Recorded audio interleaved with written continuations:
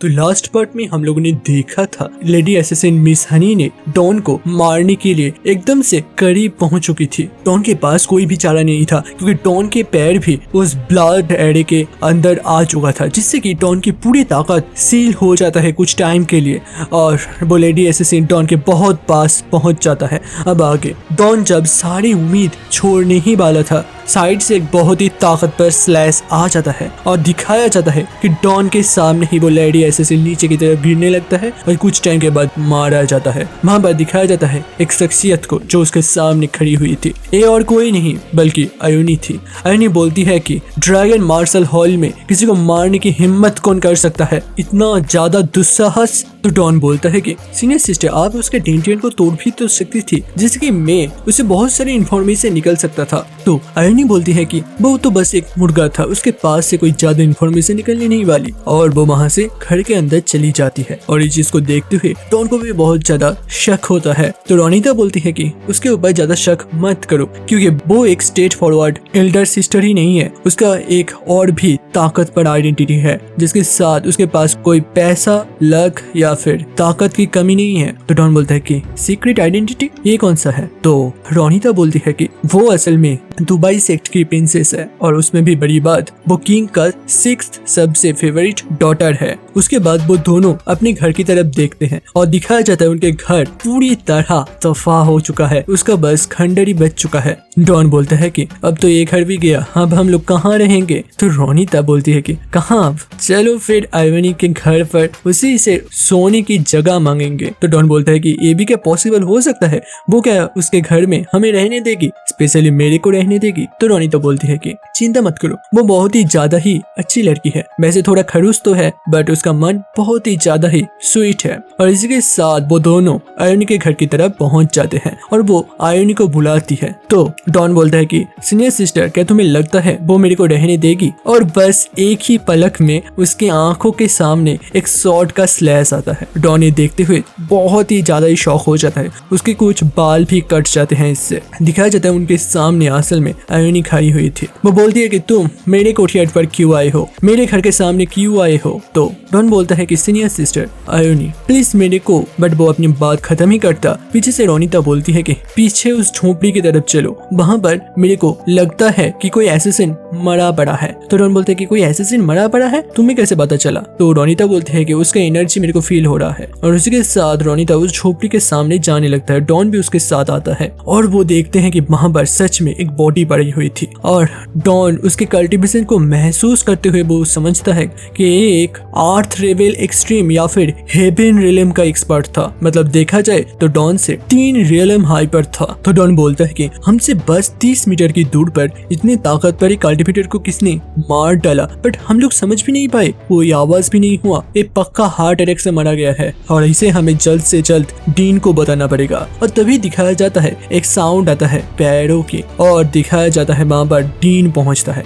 वो बोलता है कि छोटे बच्चे तुम लोगों को अब मेरे पास आने की कोई जरूरत नहीं है। और डीन राहुल फ्यूरियस वॉइस पर बोलता है कि एल्डर तरुण तुम मेरे से क्यों छुप रहे हो? क्या तुम्हें मेरे से छुपने की कोई जरूरत है? यहाँ पर मैं जब खुद यहाँ पर आकर तुम्हें पुकार रहा हूँ तो तुम्हें नहीं लगता तुम्हें यहाँ पर खुद अपनी हिडन जगह से निकलना चाहिए? तो ये चीज सुनते हुए वो दोनों ही बहुत ही ज्यादा ही सरप्राइज हो जाते हैं। वो दोनों बोलते हैं कि क्या एल्डर तरुण? और तभी दिखाया जाता है पत्थर के ऊपर एल्डर तरुण आ जाता है और हमें पता है ये असल में कौन है।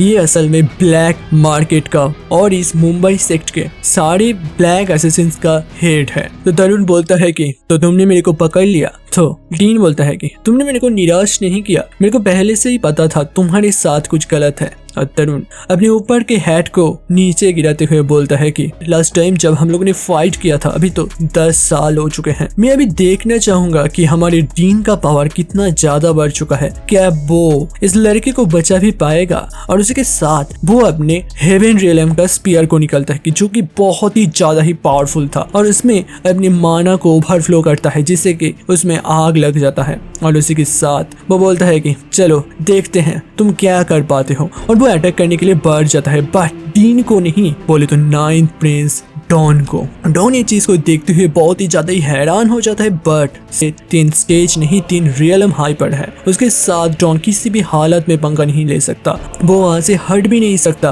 क्योंकि तरुण का स्पीड इतना ज्यादा है। रोनिता बोलती है कि संभालो जूनियर ब्रदर, वहाँ से हट जाओ, बट डॉन कहाँ हट पाता। उसके स्पीयर के प्रेशर से ही डॉन वहाँ पर पूरी तरह फ्रीज हो जाता है और उसे बचाने के लिए डीन खुद आते हैं और स्पीयर को पकड़ लेते हैं और स्पीयर को रोक लेते हैं। तरुण इस चीज को देखते हुए बोलता है कि सच में डीन बहुत ही ज्यादा ही ताकतवर हो चुका है एंड ये लड़का 9th प्रिंस डॉन बहुत ही ज्यादा ही लकी निकला। इतनी बार कोई लकी कैसे निकल सकता है, वो हर बार बच गया, बट मेरे को अभी यहाँ से निकलना पड़ेगा।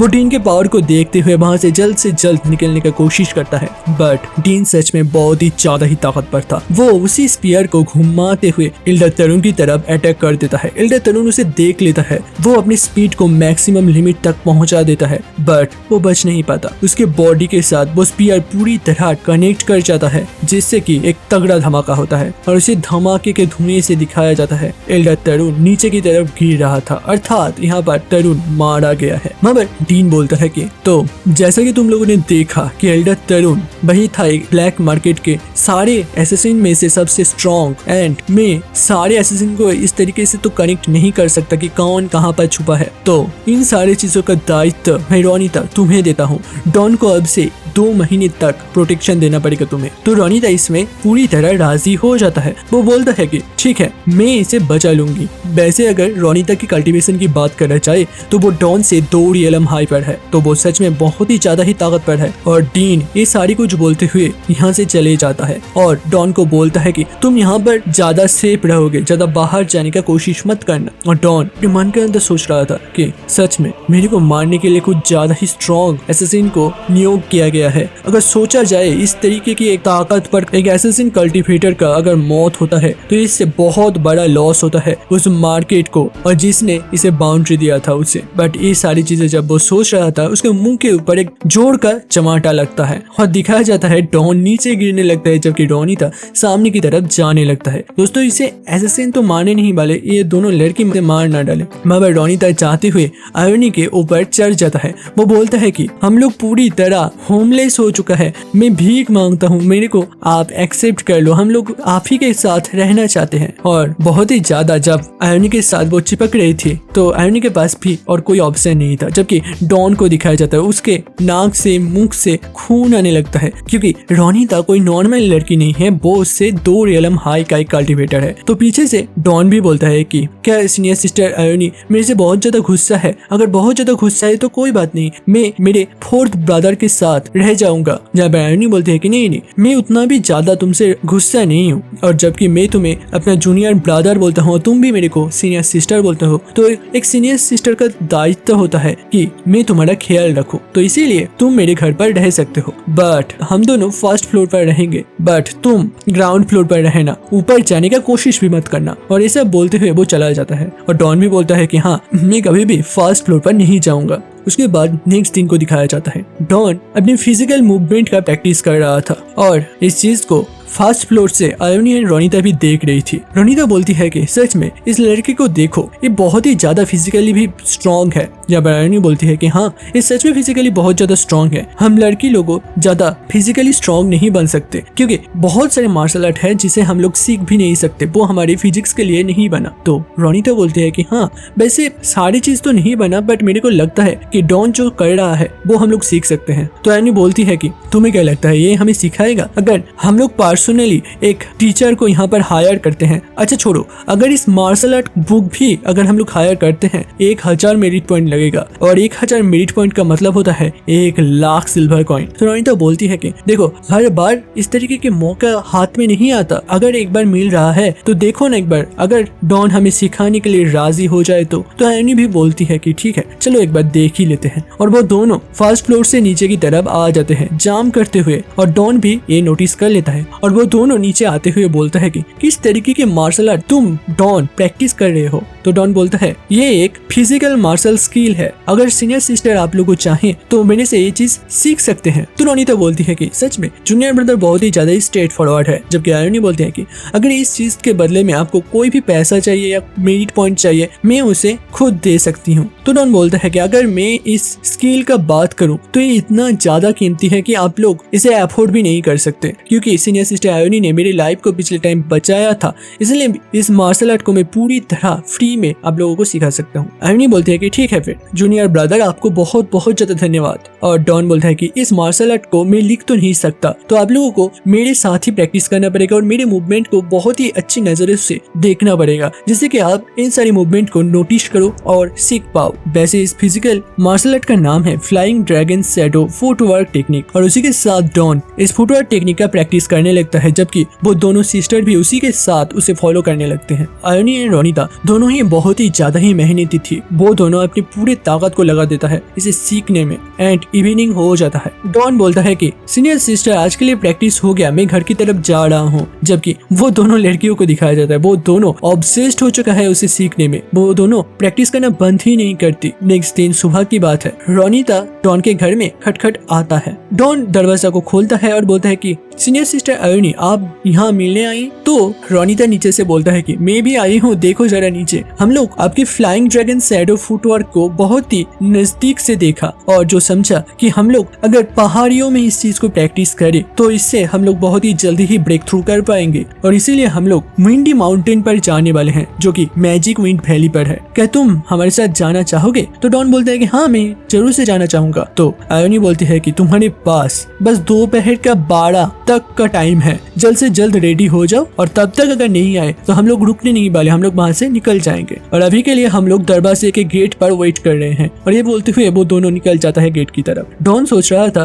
कि इस लड़की के साथ फ्यूचर पर जिसका भी शादी होगा उसका लाइफ तो जीते जीते नरक बन जाएगा। मगर डॉन जब रेडी हो ही रहा था वो उस बिल्ली को बोलता है कि मैं अभी मैजिक विंड वैली की तरफ जाने वाला हूँ, क्या तुम भी मेरे साथ जाओगे? नहीं तो वो दोनों फीमेल डीमन के द्वारा मैं खा लिया जाऊंगा। तो वो बिल्ली बोलता है कि दो लड़कियों को भी संभाल नहीं सकते, चलो मेरे साथ, मैं आज तुम्हें सिखाऊंगा कि कैसे लड़कियों को संभाला जाता है। उसके बाद वो दोनों भी निकल जाते हैं गेट की तरफ। हम पीछे से दो लड़की उसे देख रहे थे, असल में दोनों ही स्पाई है, वो भी एल्विस का। एल्विस के पास एक लड़की आते हुए बोलता है कि अभी अभी डॉन ने अपने एकेडमी को छोड़ा है और वो बाहर विंडी माउंटेन की तरफ गया है, वो भी एक बिल्ली को साथ लेकर। तो एल्विस बोलता है कि बिल्ली वाली बात की कोई भी जरूरत नहीं थी, वैसे क्या वो एक काला बिल्ला है? तो वो लड़की बोलती है कि हाँ वो एक काला एंड मोटा बिल्ला है, वो भी कपड़ा पहना हुआ था। तो एल्विस समझ जाता है कि ये बिल्ली सबसे वही बिल्ली होगी जो कि उड़ सकता है। तो एल्विस सोचता है कि इस बार तो वो बिल्ली भी नहीं बचने वाला, जब तक मेरे पास 4 लाख की रिलाइट टाइगर फोर्स है तब तक कोई भी मेरे साथ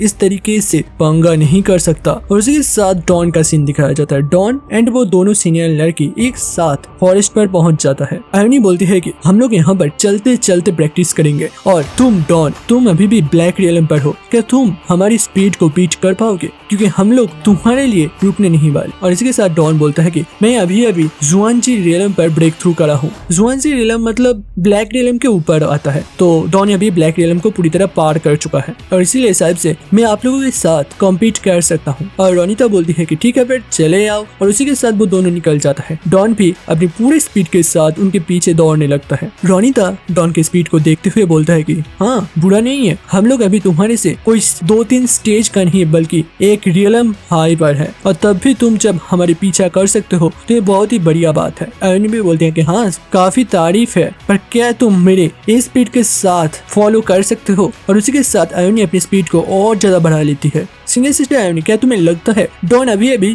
जुआनजी रियलम पर आया है, क्या वो जुआनजी रियलम पर जो टॉप 10 बंदे हैं उसे हरा पाएंगे और अपने नाम को टॉप लिस्ट पर दर्ज कर पाएंगे? तो डॉन बोलता है कि जुआनजी टॉप लिस्ट ये कौन सा चीज है? तो रोनिता बोलती है कि मैंने जब जुआनजी रियलम से ब्रेक थ्रू किया था तो मेरा रैंक था 368, वो भी 36 कंट्रीज में, और इस बोर्ड पर टोटल 1200 बंदों की नाम लिखा जाता है, जबकि आयोनी ने ब्रेक थ्रू के पहले 103 पर अपने रैंक को कंप्लीट किया था। था और वो तीनों अपने पूरी स्पीड से सामने की तरफ जा रहे थे। आयोनी बोलती है कि हाँ शायद से डॉन जुआनची रैंक में रैंकिंग बोर्ड पर आ सकता है, बट उसे जुआनची रियलम पर कम से कम 2 साल रहना पड़ेगा जिससे कि वो अपनी ताकत को पूरी तरह एक्सट्रीम लेवल तक कल्टिवेट कर सके। और जैसा कि जीत सॉन ने भी किया था, वो तो उनका बहुत ही ज्यादा ही हायर रियलम में जाने का जरूरत पड़ गया था, इसीलिए वो 30 रैंक पर आते हुए अपनी जुआनची रियलम से ब्रेक थ्रू किया। तो डॉन बोलता है कि फिर से जीत सन सच में, और उसी के साथ काला बिल्ली जियान उन सारे लोगों को पार करते हुए बोलता है कि तुम सारे तो मेरे सामने बच्चे हो, क्या तुम मेरे साथ बीट कर सकते हो लड़की। और इसी के साथ वो अपनी पूरी स्पीड के साथ निकलने लगता है। तो आयोनी बोलते हैं कि हाँ तुम्हारी स्पीड काफी तारीफ है, बट मेरे सामने अगर बात करे तो मैं ही जीतने वाला हूँ। इसके साथ वो अपनी स्पीड को मैक्सिमम लेवल तक पहुंचा देती है, जो देखकर रोनिता डॉन दोनों ही बहुत ही ज्यादा हैरान हो जाता है। रोनिता बोलते हैं कि आयोनी सच में बहुत ही ज्यादा ही बच्चों जैसा हरकत करता है, वो एक बिल्ली के साथ कंपटीशन कर रहा है। वो बिल्ला एंड आयोनी उस पहाड़ के एंड पर खड़े हुए थे। तो डॉन आते हुए बोलता है कि तुम दोनों में से किसने जीता ये रेस। तो आयोनी बोलती है कि ये भी कोई पूछने वाली बात है। तो वो बिल्ला बोलता है कि अभी के टाइम मेरे पावर बहुत ज्यादा घट चुका है, इसीलिए ये इंसान लड़की ने मेरे को हरा दिया। अगर मैं अपने पूरे पावर के साथ होता तो ये लड़की कभी भी मेरे को हरा नहीं सकती थी। तो आयोनी बोलती है कि क्या तुम हार स्वीकार करते हो या नहीं। तो वो बिल्ला बोलता है कि ऑफ कोर्स नहीं, मैं सबसे ज्यादा ताकतवर एम्परर हूँ, तुम्हारे जैसे एक इंसानी लड़की मेरे को कैसे हरा सकता है। तो आयोनी गुस्सा हो जाती है, वो उस बिल्ले को पकड़ता है उसके ड्रेस से और उसे आसमान में फेंक देता है। और वो बिल्ला बोलते हुए जाता है कि तुम एक एम्परर के साथ इस तरीके की बदसलूकी कैसे कर सकते हो। और वो मियाऊ करते करते चला जाता है, जबकि मेरे को अभी भी बहुत दूर सामने की तरफ जाना है, तो तुम लोग भी मेरे साथ आ जाओ। और इसी के साथ आयोनी भी आसमान की तरफ उसी ड्रैगन शैडो टेक्निक पर दौड़ने लगता है। तो डॉन बोलता है कि तुम दोनों ने फ्लाइंग ड्रैगन शैडो टेक्निक को बहुत ही तगड़ी तरीके से मास्टर कर लिया है, अब शायद से हम लोग कुछ नया भी सीख सकते हैं। और इसी के साथ रात का सीन दिखाया जाता है। वो दोनों लड़की थोड़ी दूर पर जब कैंपिंग कर रही थी, डॉन एक अलग जगह पर आते हुए उस बिल्ली के साथ कैंपिंग कर रहा था। तो डॉन बोलता है कि मेरे को अभी अभी थोड़ा एनर्जी में फ्लक्चुएशन आया है, तो कम से कम 1-2 घंटे की कल्टीवेशन बहुत ज्यादा जरूरी है। तो वो बिल्ला बोलता है कि ठीक है फिर तुम स्पेस रिंग पर चले जाओ, क्योंकि मैं भी चाहता हूँ कि तुम जल्द से जल्द बहुत ज्यादा ताकतवर बन जाओ और मेरे सीलों को ओपन कर लो, जिससे कि मैं उस इंसानी लड़की से ना हार जाऊं। और जल्द से जल्द बाहर आ जाना, नहीं तो ये चिकन रोस्ट में पूरी तरह खा लूंगा। और इसी के साथ उस बिल्ली के मुंह से भी पानी आने लगता है और डॉन स्पेस रिंग पर चला जाता है और अंदर जाते हुए अपनी ताकत को कल्टिवेट करना स्टार्ट कर देता है। कुछ ही टाइम के बाद वो बाहर आ जाता है और बाहर आते हुए बोलता है कि अब मेरे को थोड़ा सही लग रहा है और बहुत ही ज्यादा भूख भी लगा है, बारबेक्यू क्या रेडी हो गया। तो वो बिल्ली बोलता है कि हाँ रेडी हो चुका है, तो जल्दी से जल्दी टूट पड़ो। तो डॉन थोड़ा सतर्क हो जाता है। वो बोलता है कि ये पीछे second red beast two headed blood lion क्या कर रहा है। तो वो बिल्ला बोलता है कि बच्चे तुम्हें ज्यादा नर्वस होने की कोई भी जरूरत नहीं है, ये मेरा सवारी है, एक बिल्ला का सवारी एक लायन है। तो वो बिल्ला और बोलता है कि अगर पिछले टाइम के जैसे मेरे पास एम्परर लेवल की कल्टीवेशन होता तो ये 2-हेडेड लायन भी मेरे सवारी बनने का लायक नहीं था। तो डॉन उसके हाथ से उस बारबेक्यू को छीनते हुए बोलता है कि तुम्हें वेट कर रहा हूँ कि तुम कब उतना ज्यादा ताकतवर फिर से बन जाओगे। और उसी के साथ वो उस बारबेक्यू में एक बहुत ही बड़ा बाइट ले लेता है और वो बिल्ली बहुत ज्यादा गुस्सा हो जाता है। वो बोलता है कि ये बारबेक्यू मैंने तुम्हारे लिए भुना नहीं था, मेरे को अभी अभी ये बारबेक्यू दे दो। और उसी के साथ दोनों में झगड़ा लग जाता है। डॉन बोलता है कि मैंने तो खा लिया, अब क्या मैं मेरे पेट के अंदर से निकल कर तुम्हें दूं। बट दोनों में बहुत ज्यादा जब झगड़ा चल ही रहा था, वो बिल्ला डॉन को बोलता है सुसु चुप कर जाओ, और उसके साथ वो आग को भी निभा डालता है। डॉन समझ जाता है आसपास बहुत सारे लोग भी आ चुके हैं और डॉन सेंस करते हुए बोलता है कि कम से कम 2000 लोग हैं और वो भी सारे मार्शल आर्टिस्ट हैं, हमें फाइट करने के लिए तैयार होना पड़ेगा। तो वो बिल्ली बोलता है कि फाइट करने के लिए भाई यहाँ से निकल चलो, क्या जरूरत है फाइट करने का। डॉन बोलता है कि थोड़ा फाइटिंग से थोड़ा एक्सपीरियंस भी तो बढ़ेगा ना, और इसीलिए फाइट करना जरूरी है। तो वो बिल्ली बोलता है कि अच्छा ठीक है, बट जब इतने सारे लोग हैं तो हमें कुछ एडी का जरूरत पड़ेगा। मेरे को तुम 100 स्पीड क्रिस्टल दे दो, जिससे कि मैं फ्लेमिंग वर्मिलियन बर्ड फॉर्मेशन बना सकूं और इससे तुम एक ही टाइम पे बहुत सारे लोगों के साथ एक साथ फाइट कर लो। तो डॉन अपने स्पेस स्टोन को उस बिल्ली को देते हुए बोलता है कि जितना चाहो उतना स्टोन निकाल लो और इस एडी को जल्द से जल्द सेटअप करो। तो वो बिल्ली जाते हुए बोलता है कि अभी के टाइम मेरे कल्टीवेशन उतना भी कुछ ज्यादा नहीं है, इसलिए मैं बहुत कुछ ताकतवर एडी तो नहीं बना सकता, बस लो लेवल का एडी ही बनाने के काबिल हूँ। और ये बोलते हुए वो चला जाता है, जबकि एक घोड़ा आते हुए डॉन के पीछे रुकता है। वो बोलता है कि प्रिंस डॉन सरेंडर कर दो यहाँ पर। तो डॉन घूमते हुए बोलता है कि क्या तुमको एल्विस ने यहाँ पर बुलाया है? और पीछे दिखाया जाता है एल्विस भी पहुंच जाता है एक हाथी पे चढ़ के। वो हाथी भी बहुत ही ज्यादा ही डेडली दिख रहा था। एल्विस बोलता है कि अब तो तुम मरने के लिए तैयार हो जाओ। तुम्हें मुंबई सेक्ट के एकेडमी से बाहर नहीं निकलना चाहिए था। वैसे नरक तक जाने का तो कोई रास्ता नहीं है, बट अगर तुम मेरे सामने आते हो तो मैं तुम्हारे लिए वो दरवाजा खोल सकता हूँ। तो डॉन बोलता है कि तुम्हें लगता है मेरे को मारना इतना ज्यादा इजी होगा? तो वो हाथी को थोड़ा और आगे बढ़ाते हुए बोलता है कि तुम पागल हो चुके हो। अगर इतने सारे कल्टिवेटर के सामने कोई आर्थ कोई हेवन रियलम का भी बंदा आ जाता ना तो वो भी मारा जाता, और तुम तो बस जुआनसू रियलम पर हो, तो तुम पक्का मरने वाले हो। तो डॉन हंसता है। तो एल्विस बहुत ज्यादा गुस्सा होते हुए बोलता है कि तुम इडियट, तुम मेरे सामने हंस रहे हो। तो डॉन बोलता है तुमने पिछले टाइम भी मेरे को मारने का बहुत बार कोशिश किया था, क्या तुम मार पाए? तुम्हारे हाथ मेरे मौत नहीं लिखा हुआ। तो एल्विस खड़ा होते हुए बोलता है कि पिछली बार साहब से लिखा नहीं था, बट इस बार की अगर बात करें तो ये अलग है। और डॉन अपने स्पेस डोमेन को थोड़ी थोड़ी कर बाहर की तरफ फैला रहा था। और डॉन बोलता है पिछले बार मैंने तुम्हें छोड़ दिया था, बट अगर तुम मेरे को इसी तरीके से परेशान करने के लिए आए हो तो आज या मैं मरूंगा या फिर तुम मरोगे। तो एल्विस बोलता है कि मैं मरूंगा? भाई इस तरीके के बड़े बड़े शब्द तुम कैसे बोल सकते हो? रिलीज करो तीरों को। और इसी के साथ बहुत सारे आर्चर अपने तीरों को डॉन की तरफ भेज देता है, जिससे कि डॉन की तरफ बहुत सारे पॉइजन एरो पहुंच जाता है। बट डॉन ने अपने स्पेस शील्ड को यूज किया, जिससे कि बहुत ही तगड़ी फोर्स जेनरेट हुई एंड सारे तीरों को पूरी तरह रिफ्लेक्ट कर दिया, जिससे कि जिसने भी वो तीरों को छोड़े थे उन्हीं के बॉडी पर वो तीर लग गए। एल्विस ये चीज को देखते हुए बहुत ही ज्यादा हैरान हो जाता है। वो बोलता है कि क्या इसने divine Newton third law breaking technique को भी सीख लिया? सच में कैसे पॉसिबल हो सकता है? वो अपने ग्राउंड सोल्जर को बोलते हैं कि मार डालो इसे, और सारे ग्राउंड सोल्जर अपने स्वॉर्ड के साथ डॉन को मारने के लिए बढ़ता है। बट डॉन अपने एलिफेंट वज्र पाम का फोर्थ मूव को यूज करता है, जो कि बहुत ही ज्यादा स्ट्रॉन्ग था, और इसके प्रेशर से सारे लोग वहीं पर खत्म हो जाते हैं। और दो कमांडर को दिखाया जाता है। वो दोनों भी बहुत ज्यादा हैरान हो जाते हैं, बोलते हैं कि इतना ज्यादा ताकतवर कैसे हो सकता है, जबकि वो बिल्ला भी वहां पर पहुंच जाता है। वो बोलता है कि मैं आ चुका हूँ उस फॉर्मेशन एरे को कंप्लीट करते हुए, और वो डॉन के सामने आते हुए उस फॉर्मेशन को नीचे लगा देता है। डॉन उस फॉर्मेशन से बाहर आ जाता है, जबकि वो फॉर्मेशन भी एक्टिव होने लगता है। सारे लोग बोलते हैं कि ये कौन सा फॉर्मेशन है, ये कुछ कर भी पाएगा? तो उस फॉर्मेशन के अंदर से एक फायर बार्ड निकलता है, जो कि है वर्मिलियन बार्ड। और एल्विस भी समझ जाता है ये बहुत ही ज्यादा ही डेंजरस है।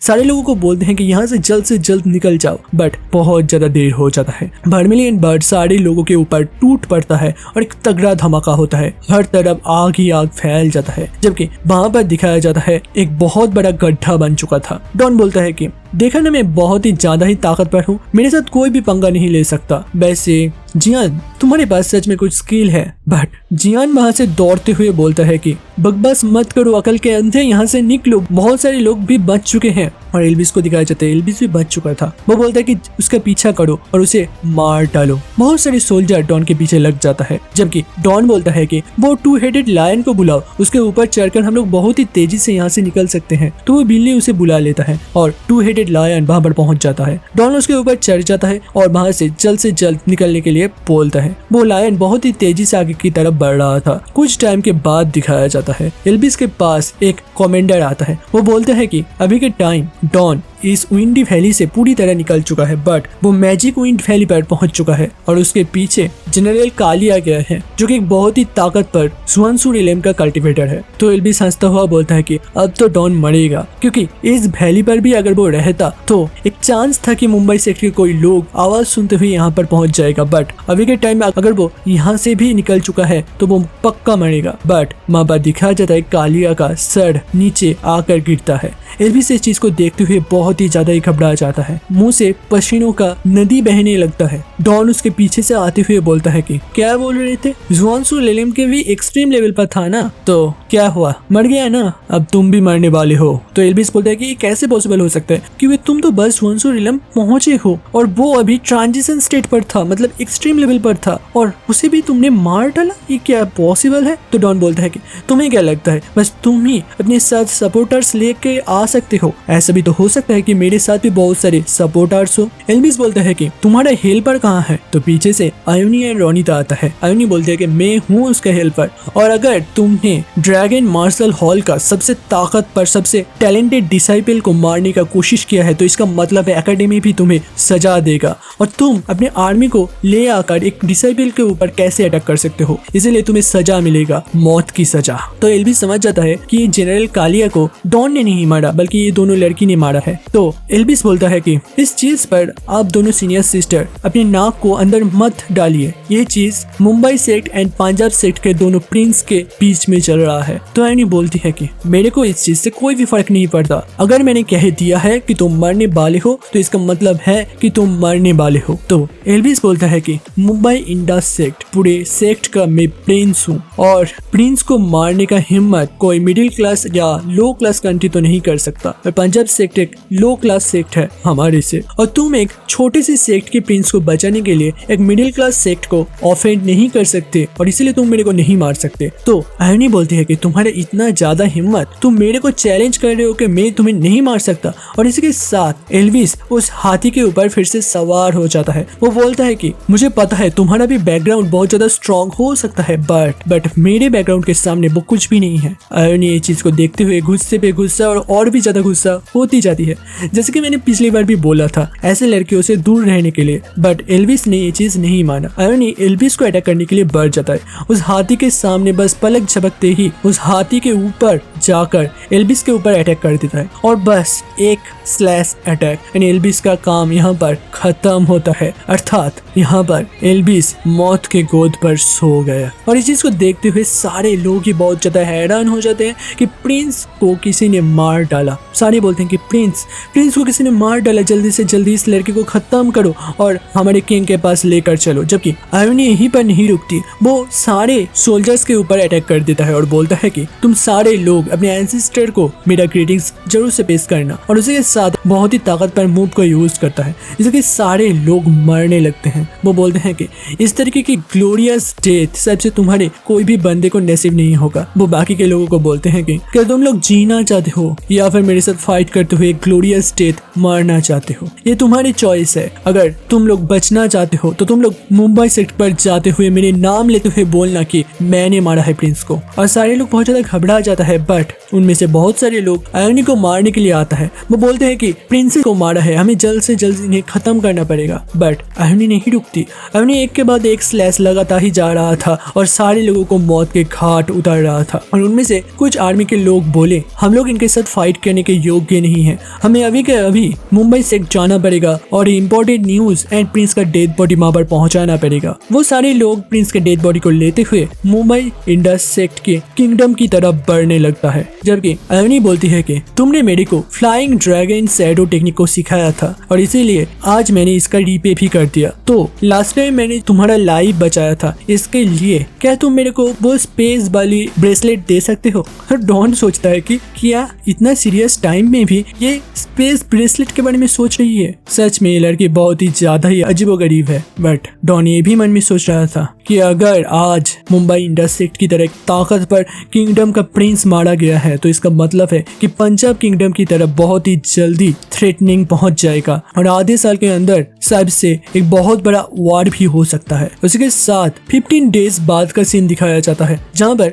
मुंबई इंडस सेक्ट के किंगडम पर प्रिंस का डेड बॉडी पहुंचता है। वो बोलता है कि कौन है ये लड़की, इसका पूरा बायोडाटा निकालो और इनके फैमिली के एक एक बंदे को खत्म कर डालो। इसको हर टाइम समझना चाहिए इसने किसके साथ पंगा लिया है। उसके सामने प्रिंस का डेड बॉडी पड़ा हुआ था। उसका प्रधानमंत्री आते हुए बोलता है कि माय लॉर्ड ये पॉसिबल नहीं हो सकता। तो किंग बोलता है कि क्या पॉसिबल नहीं हो सकता, कैसे? तो वो मंत्री बोलते हैं कि ये लड़की कोई ऐसा वैसा छोटा मोटा सेक्ट का प्रिंसेस नहीं है, ये दुबई सेक्ट का प्रिंसेस है। इनके पास पैसा ताकत सब कुछ हमारे से बहुत ज्यादा है। तो ये चीज सुनते हुए किंग भी बहुत ज्यादा घबरा जाता है। वो बोलता है कि हमारा किंगडम एक मिडिल क्लास किंगडम है, जबकि दुबई से एक अपर क्लास किंगडम में गिना जाता है। उनके साथ हम लोग पंगा नहीं ले सकते सच में। बट वो मंत्री बोलते हैं कि बट हमारे पास एक और जगह है जिससे कि हम इस पूरे चीज का भरपाई कर सकते हैं। तो किंग बोलता है कि बताओ जरा वो कौन सा है। तो वो मंत्री बोलते हैं कि इस पूरे इंसिडेंट का पूरा दायित्व या रिस्पॉन्सिबिलिटी हम लोग 9th प्रिंस डॉन अर्थात पंजाब सेक्ट के ऊपर